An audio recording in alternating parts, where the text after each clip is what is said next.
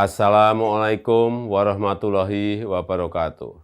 Alhamdulillah, pemerintah dan seluruh pihak yang terlibat serta peran masyarakat kita dapat mengelola arus mudik dengan sebaik-baiknya. Sehingga puncak arus mudik tertinggi sepanjang sejarah beberapa hari yang lalu dapat kita lalui dengan baik dan lancar. Beberapa hari ke depan kita akan dihadapkan pada kondisi arus balik. Data Kementerian Perhubungan, Kemenhub, memprediksi setidaknya 203.000 kendaraan per hari dari arah timur, jalan tol Trans Jawa, dan dari arah Bandung diperkirakan akan melalui tol Jakarta Cikampek.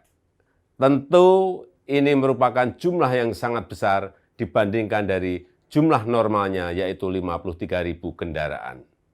Oleh karena itu, untuk memecah penumpukan yang terjadi pada puncak arus balik di tanggal 24 dan 25 April 2023 secara bersamaan, pemerintah mengajak masyarakat yang tidak ada keperluan mendesak untuk menghindari puncak arus balik tersebut dengan cara menunda atau mengundurkan jadwal kembali mudik setelah tanggal 26 April 2023. Ketentuan ini berlaku untuk ASN, TNI, Polri, dan BUMN ataupun pegawai swasta yang teknisnya dapat diatur oleh instansi atau perusahaan masing-masing seperti bentuk cuti tambahan atau bentuk cuti lainnya.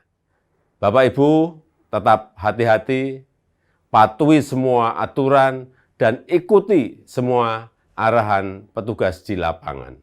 Wassalamualaikum warahmatullahi wabarakatuh.